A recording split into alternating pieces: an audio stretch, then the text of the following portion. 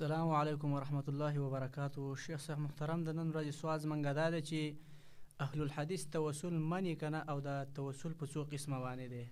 وعلیکم السلام ورحمت الله. عظیم الله الرسول الله دی چې اهل الحدیث توسل منی کنه او څو قسمه توسل. بالکل منګه توسل منو او شرعي توسل مشته. توسل د ابن عباس نه معنی نقل له امام ابن کثیر رحمه الله نقل کړی. هغه دا دی چې انسان په نیک اعمالو باندې الله سبحانه وتعالی ته ځان نږدې کړي.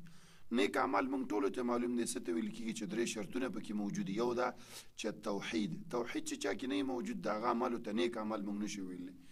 او بل شرط پکې دا چې اخلاص پکې موجود دی. کله چې یو کس عمل کوي نو د الله رضا د خاطره به کوي.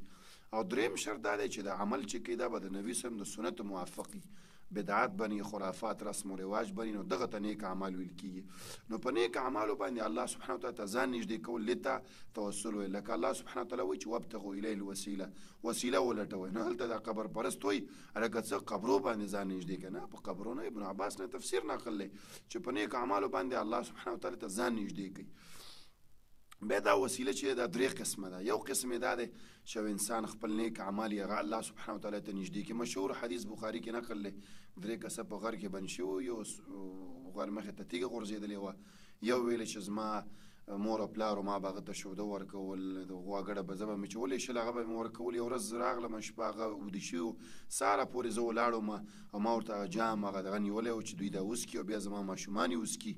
نو الله پاک که دا عمل ستا د رضا او ستا د قبولتیا وړي دا ګټه لږ لرې کړه. بل هم همداسې خپل عمل وسیله کړه، بل هم وسیله کړه. نو یو نیک عمل سړی وسیله کولی شي. موږ په سورة فاتحه کې وایو چې ایاک نعبد و ایاک نستعین. دا ایاک نعبد دا اعمال شو، وسیله م کو او الله پاک څه تا نه نصرت غواړو. بله وسیله چې جایزه وسیله ده هغه د الله اسماء او صفات دي. سړی هغه وسیله کولی شي، یا رحمان، یا ودود ذاته، یا جبار ذاته، زما د فلانې عمل وکړه، دا وسیله هم جایز ده. او یو وسیله دا جایز ده چې یو نیک انسان ژوندی دی ته هغه ته وایي چې زموږ دپاره دعا وغواړه. لکه عمر لن چې کله عمرې ته ته نبي صلی الله علیه وسلم چې یا اخي ای وروره زموږ دپاره دعا وغواړه. نبي صلی الله علیه وسلم ته عثمان بن حنیف په نوم باندې یو صحابي راغی چې یا رسول الله دعا راته وغواړه، سترګو کې مسله ده. نو دا وسیلې جایز قسم وسیلې شي. بدعي وسیله یا بعضې وخت کې د شرک ته هم هغه رسېدلی شي، بدعي ده خو بعضې وخت کې شرک ته هم رسېدلی شي. هغه ده چې یو کس وایي چې اسألک بحق فلان، الله پاکه زه تا نه د فلاني په حق باندې غواړم، د رسول په جاه باندې غواړم، رسول درته وسیله کوم، الله پاکه زما دا دعا قبوله کړه د شهید په وسیله باندې. دا وسیلې چې دا بدعي وسیلې دي. او ډېر خلک چې ځان ته د امام ابو حنیفه رحمه الله مقلدین وایي د عقیدې خبرې کړي هغه ورسره نه مني. امام صاحب وایي الله په عرش باندې دی، هغه ورسره نه مني. وسیله کې امام صاحب وایي چې لا ینبغي لاحد، هېچا لپاره دا جایز نه دي چې هغه وسیله کوي باسماء و صفات. وسیله پکې د الله اسماء و صفات. هدایه کې هم دا خبره ده وایي چې یو کس داسې وایي چې حرام وایي دا حرام دی، اسألک بحق فلان، د فلاني په حق باندې زه تا نه دعا غواړم. دې متعلق چې خلک کوم حدیث پیش کړي اکثر ضعیف او منګړت دي. لکه د آدم علیه السلام چې آدم علیه السلام د جنت نه راووتو بره په عرش باندې ولیدو چې لا اله الا محمد رسول الله، موضوعي روایت دی.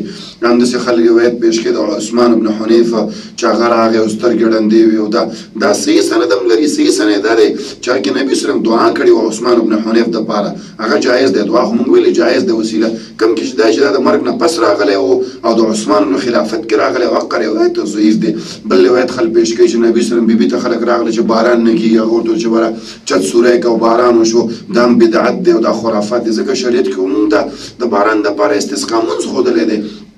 بعضې نور روایتونه موضوعي روایتونه خلک پیش کوي. نو د مړو وسیله کول لا چېرته هم جایز نه دي او شرعي وسیله شته. د هغه وضاحت موږ وکړو. الله دې موږ ته په دې عمل کولو توفیق راکړي.